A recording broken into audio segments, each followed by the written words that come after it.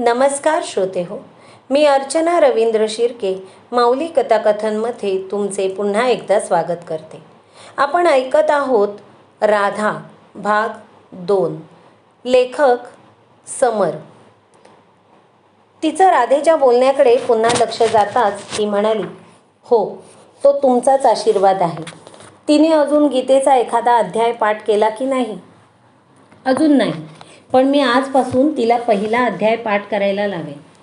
बालपणापासून जे मुखोद्गत होतं त्याचा अर्थ हळूहळू उलगडत जातो. तिला आता गीता काय आहे हे समजणार नाही. ते एका ठराविक वयानंतरच समजेल. पण ती समज विकसित होण्यासाठी मनाची मशागत बालपणापासूनच करावी लागते. तू तिला समजेल अशा शब्दात किंवा एखादं मूल्य शिकवण्याच्या निमित्ताने श्लोकाचा अर्थ सांगितला तर अधिकच उत्तम.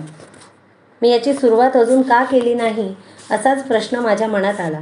खरं तर मी हे 2 वर्षापूर्वीच करणं अपेक्षित होतं. शुभस्य शीघ्रम. देवी, तुमच्या मुखातून गीतेचा अर्थ ऐकायला आवडेल. तुम्ही श्रीकृष्णाच्या प्राणप्रिय पत्नी आहात. त्यांच्याच शब्दात सांगायचं झालं तर तुमच्यात द्वैत उरलेलंच नाही. तुम्ही एकरूपच झाला आहात. तुमच्याकडून गीता ऐकणं म्हणजे श्रीकृष्णांकडून गीता समजून घेणं. अवश्य. गीतेतून नाथांनी अर्जुनाला प्रोत्साहित केलं आणि त्याला कर्तव्याची जाणीव करून दिली, हे सत्य आहेच. मात्र त्या गीतेतून नाथांनी जो शाश्वत विचार दिला आहे तो सर्वांनीच विचारात घेण्यासारखा आहे. कर्मयोग, भक्तियोग आणि ज्ञानयोग या 3 स्तंभांवरच एक आदर्श मानवी जीवन उभं राहू शकतं. त्याचा अर्थ स्वतः भगवंतांनी सांगितला आहे आणि व्यासांनी तो नोंदवला आहे. गीतेचा अर्थ सांगण्यापेक्षा मी माझ्या जीवनातलं गीतेचं स्थान आणि गीता विचार सांगते. एका सामान्य माणसाला पडतील तसेच प्रश्न अर्जुनाच्या मनातही आले आणि त्याने ते प्रत्यक्ष भगवंतांना विचारलेही आहेत. त्यामुळे गीतेत भगवंतांनी स्वतः विस्तृत उत्तरं दिली आहेतच. श्रावणी अगदी तन्मयतेनं राधेचं बोलणं ऐकत होती. राधा पुढे म्हणाली, ज्ञानयोगापासून सुरुवात करू, कारण ज्ञान हे विवेकाचं अधिष्ठान आहे. ज्ञानाशिवाय तुम्हाला योग्य आणि अयोग्य भूमिकेची जाण येऊ शकत नाही. उद्या कशाला कर्तव्य म्हणायचं आणि त्या कर्तव्यासाठी कर्म कसं करायचं हे ठरवण्याची योग्यता माणसात ज्ञानयोगामुळेच निर्माण होते. माझी कृष्णाशिवाय अष्टवक्रांशी झालेला तात्विक संवाद मी तुला सांगितला आहेच. मात्र माझ्या जीवनातील ज्ञानयोग हा केवळ तात्विक संवादापुरता मर्यादित नव्हता. माहिती, तर्क आणि तत्वमीमांसा यांच्याही काही मर्यादा आहेत. विद्वतजन त्यांना वाटलं तर प्रतिदिन तसा तात्विक संवाद साधू शकतात. सृष्टीत चर्चिले जाण्यासारखे अनेक घटक आहेत. तार्किक माणसाला निष्कर्षाशिवाय तर्कात अधिक रस असतो. तो एकाच भूमिकेचं समर्थनही करू शकतो आणि खंडनही करू शकतो. त्यामुळे तर्क आणि तत्वमीमांसा यांना जीवनात स्थान दिलं म्हणजे ज्ञानयोग साध्य होईलच असं नाही. मग तो साध्य व्हावा म्हणून काय करावं? सत्य हे कायम दुसऱ्यांकडून किंवा एखाद्या पुस्तकातूनच आपल्याला समजतं असं नाही. ही तशी रोचक बाब आहे. तुला एखादी गोष्ट समजते म्हणजे काय होतं? कोणी असं ज्ञान ओंजळीत घेऊन एखाद्या मडक्यात भरावं तसं तुझ्या मेंदूत भरू शकणार नाही. मग तुला एखादी गोष्ट समजते कशी? पाठ करणं किंवा एखाद्या तथ्याचं स्मरण असणं वेगळं आणि एखादी गोष्ट समजण्याची भावना वेगळी. तुला जेव्हा एखादी गोष्ट समजते तेव्हा तुझ्या मेंदूला त्या गोष्टीची जाणीव होत असते. त्याला तुम्ही रिअलायझेशन म्हणता. तसंच ज्ञान हे अनुभूती किंवा जाणीवेच्या माध्यमातूनही तुला उपलब्ध होऊ शकतं. अनुभूतीचा इथे अपेक्षित असणारा अर्थ साक्षात्कार किंवा चमत्कार असा नाही. अनुभूती म्हणजे सत्याचं रिअलायझेशन. एखाद्या फुलाच्या सुगंधाने मन प्रफुल्लित होणं, पहाटेच्या सूर्यप्रकाशामुळे प्रसन्न वाटणं, सागराच्या लाटांकडे बराच वेळ कारणाशिवाय बघावंसं वाटणं किंवा एखाद्या पर्वतावर जाऊन थक्क होणं, अशा गोष्टी माणसाच्या जीवनात का असतात? या सगळ्यातून माणसाला अनुभूती होत असते. ती अचेतन मनाच्या पातळीवरही असू शकेल. लहानपणापासूनच या गोष्टी त्याला पुस्तकातून शिकवल्या गेल्या नाही तरी माणसाची हीच भावना असते. त्यामागे अनुभूती प्राप्त करण्याची इच्छा आहे. ते ऐकीव किंवा पुस्तकी ज्ञान नाही म्हणजे ते सत्य नाही असं समजणं चुकीचं आहे. त्यामुळे माझ्या जीवनातला ज्ञानयोग हा केवळ तात्विक संवादापुरता मर्यादित नव्हता, तर तो अनुभूती आणि जाणीवेतून साकार झाला होता असं मला वाटतं. मला त्या अनुभूतीबद्दल अजून काही सांगू शकाल? ती एक कृष्ण नावाचीच अनुभूती होती. कृष्ण हेच परब्रह्म आहे. कृष्णच सर्वस्व आहे. कृष्णच चराचरात आहे. हा उत्तर मीमांसा दर्शन रचणाऱ्या काही आचार्यांचा विचार मी प्रत्यक्ष अनुभवला होता. त्यामुळेच माझा त्यांच्यावर पूर्णतः विश्वास होता. त्याबद्दल मनात चिकित्सा, संशय किंवा शंका राहिली नाही. त्यावर कर्मयोग आणि भक्तियोग उभा राहिला. ते प्रेम आध्यात्मिक होतं की मानसिक? श्रीकृष्णच परब्रह्म आहेत याची जाणीव झाल्यावर तुमचं मन ईश्वराप्रती असलेल्या प्रेमाने व्यापलं की एका पत्नीचं तिच्या पतीवर किंवा पतीचं आपल्या पत्नीवर असलेल्या प्रेमाचं रूपांतर होताना ते एकमेकांमध्ये ईश्वरी अंश पाहू लागतात. त्याप्रमाणे तुम्ही श्रीकृष्णाकडे ईश्वर म्हणून पाहू लागता. श्रावणीने विचारलं. तू अजूनही प्रेमाच्या व्यापकतेला विचारात घेत नाहीस असं दिसतं. हे किंवा ते अशी मांडणी करण्याची आवश्यकताच नसते. तू सांगितलेल्या दोन्ही शक्यता एकाच वेळी सत्य आहेत. श्रीकृष्ण हा महाविष्णूंचाच अवतार आहे म्हटल्यावर त्यांच्याकडे आध्यात्मिकतेने बघणं तितकंच स्वाभाविक आहे. मी त्यांची पत्नी असले तरी मी ते सत्य कसं विसरू? मी एक पत्नी म्हणूनही त्यांच्यावर प्रेम केलं आणि एक भक्त म्हणूनही. तुमच्या आयुष्यातला भक्तियोग मलाही समजावून सांगा ना. मलाही श्रीकृष्णांकडे त्याप्रमाणे बघता यावं म्हणून मला तो जाणून घ्यायचा आहे. अनेकांना भक्ती हा मार्ग वाटतो, मात्र ती एक अवस्था आहे. माणूस भक्तिमय झाला तर तो ईश्वराची आराधना करतानाही भक्तिमयच असतो आणि ईश्वराची प्राप्ती झाली तरी भक्तिमयच राहतो. हा प्रवास एखाद्या मार्गाप्रमाणे एका ठिकाणी सुरू होऊन दुसऱ्या ठिकाणी संपत नाही. मी म्हणेन की श्रीकृष्ण आणि माझा विरह हीच माझी भक्ती होती. तेच माझं तप होतं. ज्या व्यक्तीने श्रीकृष्णांना सर्वस्व मानलं आहे, जिला तेच परब्रह्म असल्याची जाणीव झाली आहे, जी त्यांची पहिली पत्नी आहे, तिला जन्मभर त्यांच्यापासून दूर राहावं लागल्याने तिच्या मनात जन्म घेणारा शोकाग्नी हेच तिचं होमकुंड असेल. त्या अगणित मी प्रतीक्षेची समिधा अर्पण करत राहिले. प्रतिदिन रस्त्याकडे एकटक बघत ते आज येतील या आशेत उभी राहायचे. तुला वरकरणी हे दुःख पाहून माझ्याबद्दल वाईट वाटेल, पण त्या दुःखाने कोणत्या सकारात्मक गोष्टी घडल्या तेही सांगते. त्यामुळे माझ्या मनात कधी राग, लोभ, असूया, मत्सर आणि इतर तामसी भावना आल्याच नाहीत. मनाला तो एकच ध्यास असल्याने कोण चूक, कोण दोषी, कोण कपटी याकडे माझं लक्ष गेलंच नाही. जे भक्तीमुळे साध्य होणं अपेक्षित असतं तेच घडलं. हे किती सुंदर आहे. तुमचं चरित्र कित्येकदा वाचूनही मी असा विचार कधीच केला नव्हता. तुमचं जीवन खरोखर एका तपस्विनीचं जीवन आहे. याचा प्रभाव कर्मयोगावर कसा पडला ते सांगते. तू म्हणशील, तुम्ही वृंदावनात एका पर्णकुटीत श्रीकृष्णांची प्रतीक्षा करत आजन्म एकट्या राहिल्या. तुमच्या आयुष्यात कर्मयोग कसा असेल? त्याचं उत्तर असं की तुमच्या धर्माचं अर्थात कर्तव्याचं पालन करत किंवा पालन करण्यासाठी कर्म करणं हा कर्मयोग आहे. कुरुक्षेत्री पांडवांचा विजय व्हावा याकरता सर्वस्वपणाला लावणं हा अर्जुनाचा धर्म होता. त्यापासून तो परावृत्त झाला म्हणून नाथांनी त्याला गीता सांगितली. माझा पत्नी धर्म श्रीकृष्णांची प्रतीक्षा करणं हा होता. वृंदावनात मी एकटी होते याचा अर्थ मी एका गोपिकेचा धर्म सोडला नाही. तिथे गोप गोपिका जगायचे तसंच मी जगत होते. माझा दिनक्रम मी बदलला नाही.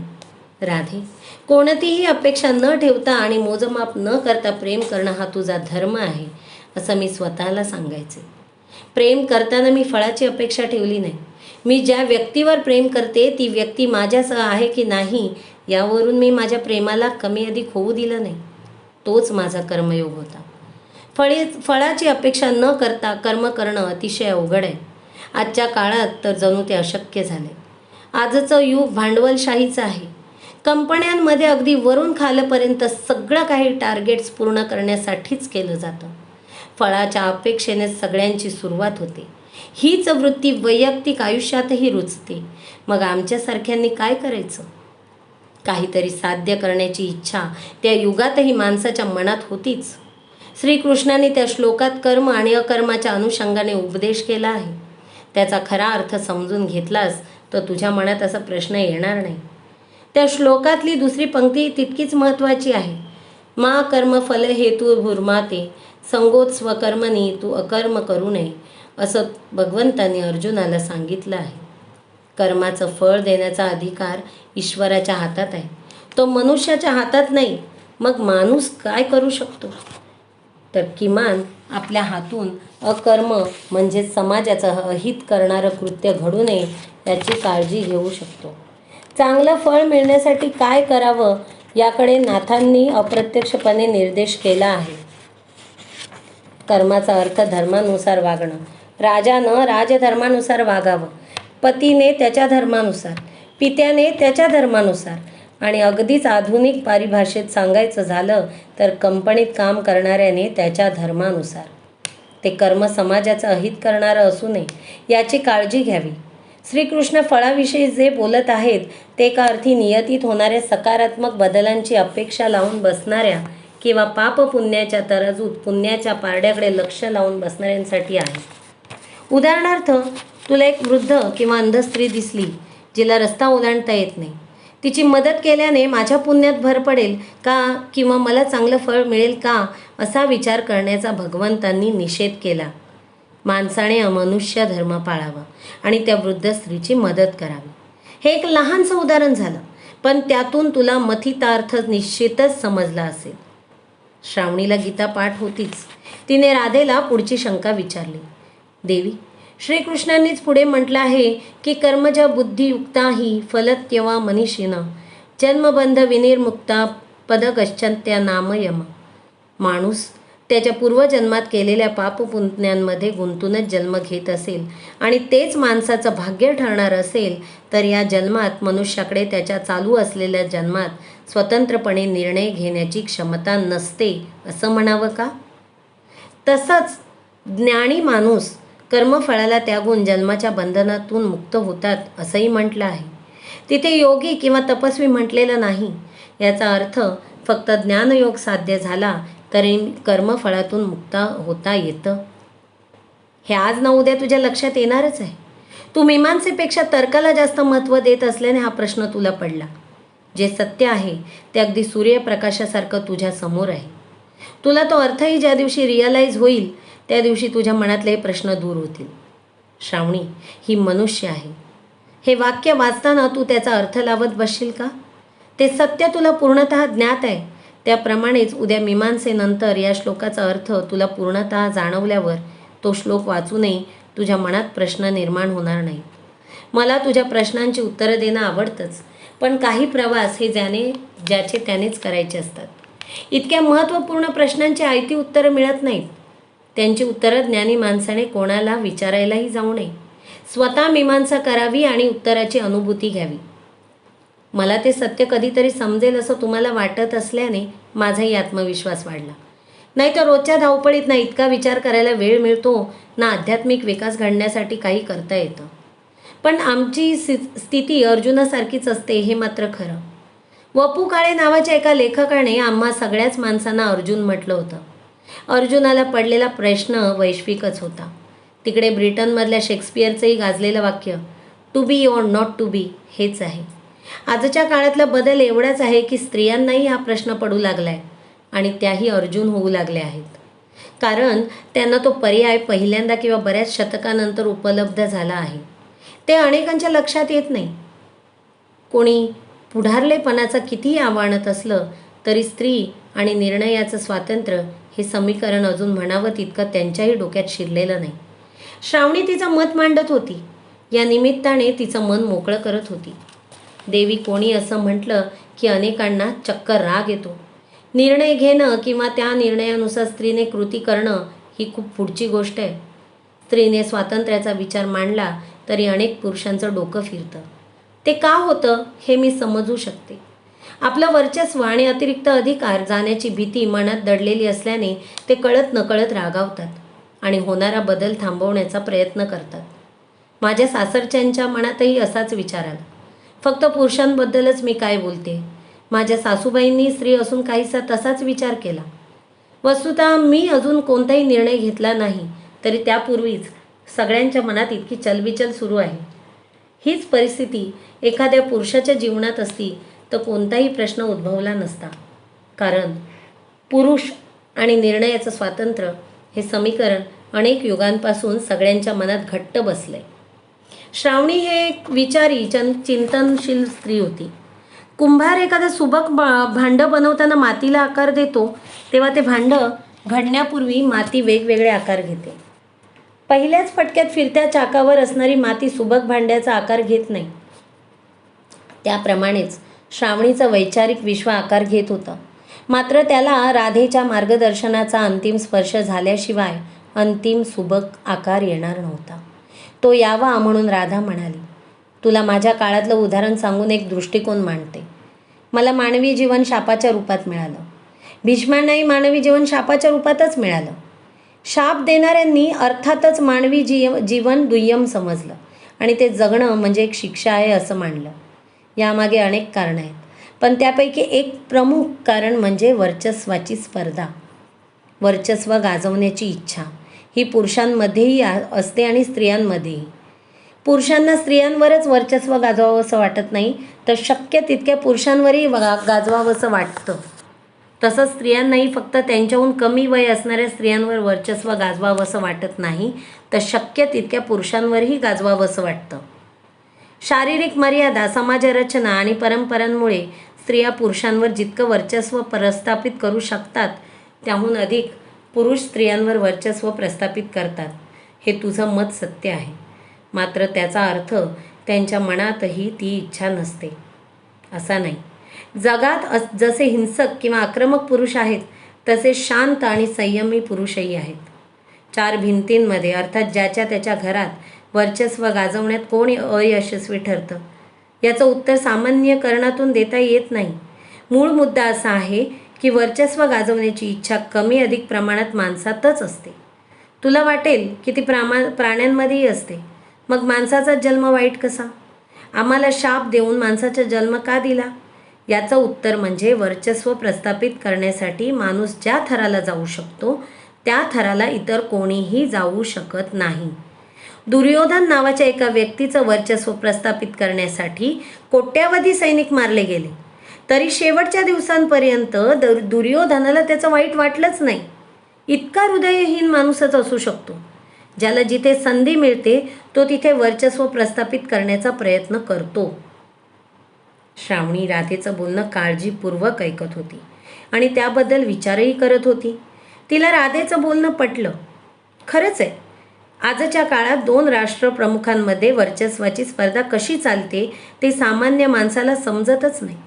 कारण आज प्रगतिशील होण्याची इच्छा असणाऱ्या देशांमध्ये तरी राजेशाही नाही आणि कोणाचंही पद शाश्वत नसल्याने दोन राजकुळांमध्ये पिढ्यानपिढ्या संघर्ष होत नाही. राजकारण्यांमध्ये देशांतर्गत वर्चस्वाची जी लढाई चालते ती बऱ्याचदा नाट्यमय असते. त्यामुळे कुटुंबात होणारी चढाओढ सामान्य माणसाला जशीच्या तशी दिसते.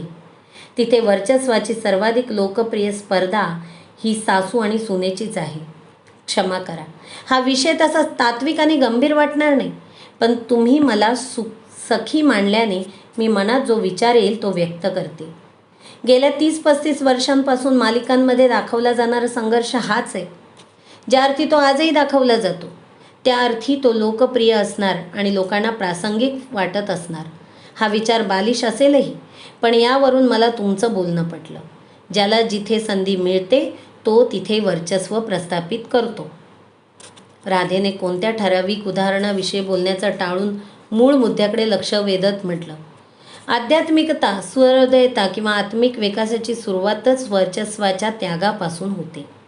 जेव्हा तुम्हाला या जीवनाचीच मर्यादा लक्षात येते, अर्जुनाला विराट रूपदर्शन झालं तसं तुम्हाला या काळाच्या विराट विस्ताराकडे पाहून क्षणभंगुरता समजते.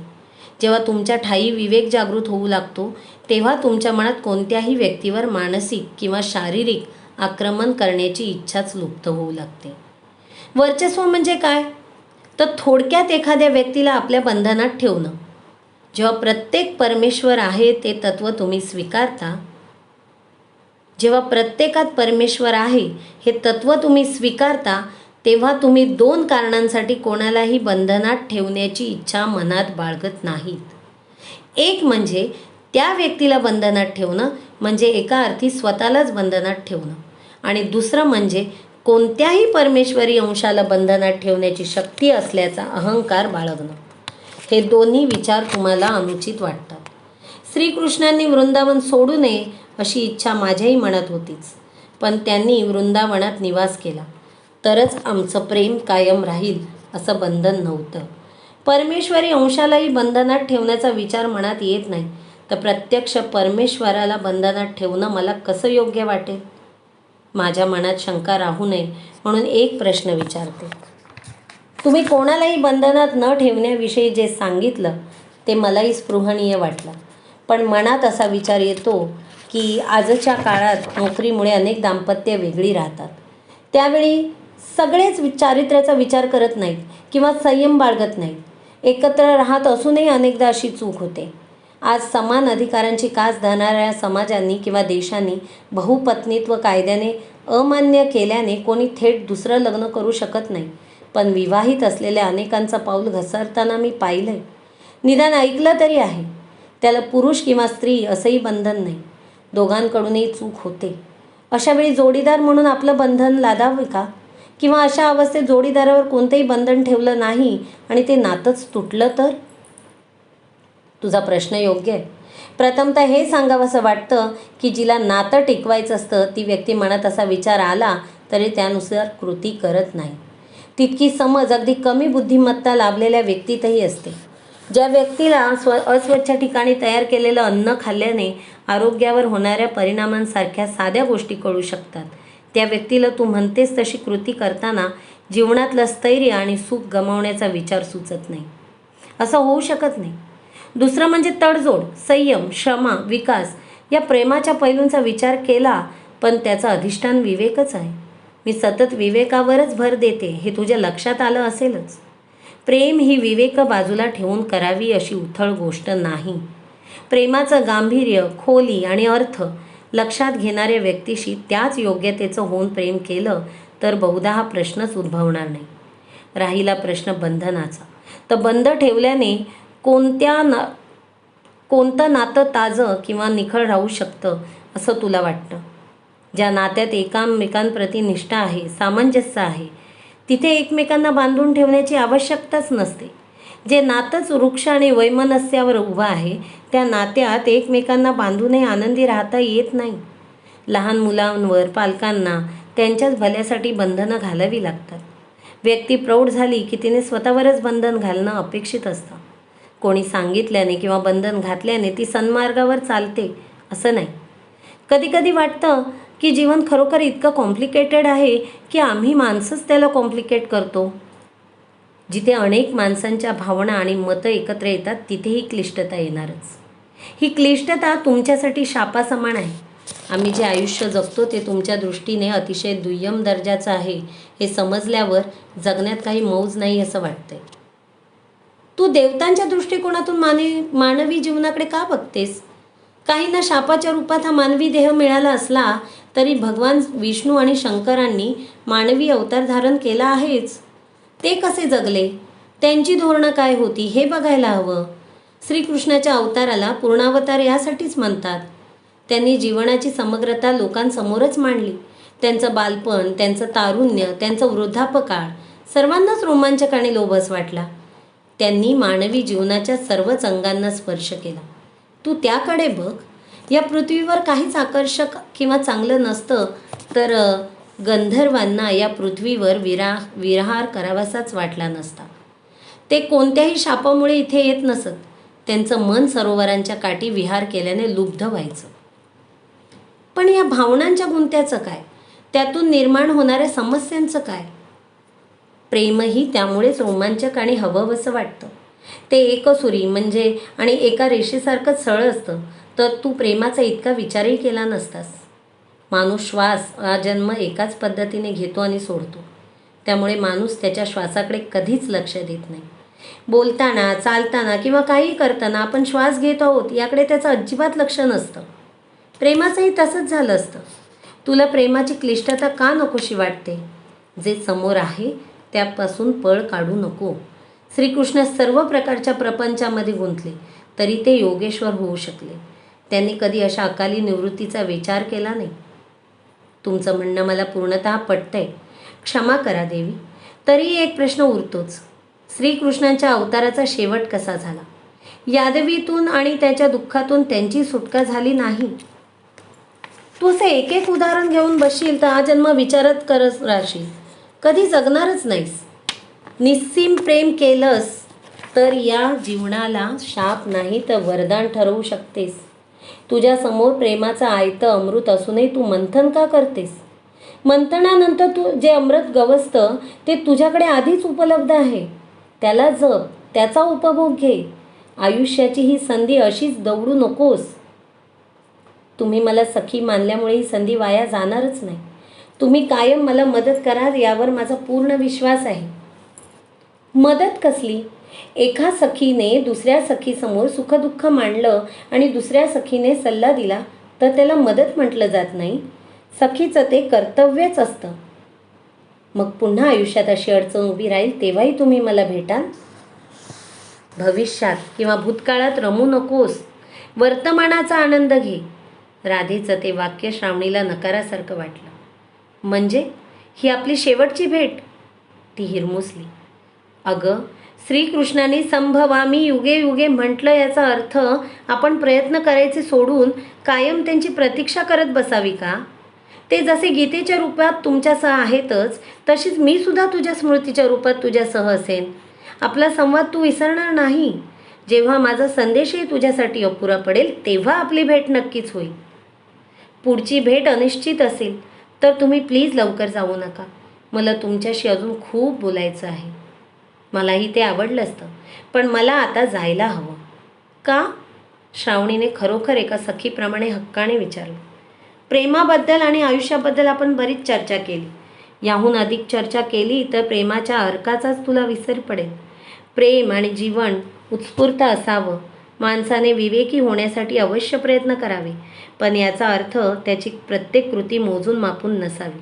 तुम्ही तुमच्या विवेकांवर आणि संस्कारांवर विश्वास ठेवून उत्स्फूर्त निर्णय घ्यावे. तू प्रत्येक घटनेची किंवा प्रत्येक प्रश्नांची चर्चा करत राहिलीस तर प्रेमाचा अर्कच नष्ट होईल. त्यामुळे मला आता निघायला हवं. राधा उठून उभी राहिली. काहीही झालं तरी ती देवी असल्याने श्रावणी तिला एका मर्यादेपर्यंतच आग्रह करू शकली. राधेने प्रेमाने श्रावणीच्या डोक्यावरून हात फिरवला. श्रावणीने डोळे उघडले तेव्हा ती हॉलमध्ये सोफ्यावर बसली होती. आपण इथे कसे आलो असा प्रश्न तिला पडला. ती राधेचीच माया आहे असं मानून तिने स्मित केलं. तिने अर्ध्या दिवसाची सुट्टी टाकली आणि लगेच राधेचा संदेश लिहून ठेवण्यासाठी वही हातात घेतली. राधेशी झालेली चर्चा रोहितला सांगण्यासाठीच ती उत्सुक होती. तिच्या जीवनातला तो दुसरा चमत्कारिक प्रसंग होता. तो कुणाला खरा वाटो न वाटो, किमान रोहितला तरी तो आता खरा वाटेल याचाच आनंद तिच्या मनात होता.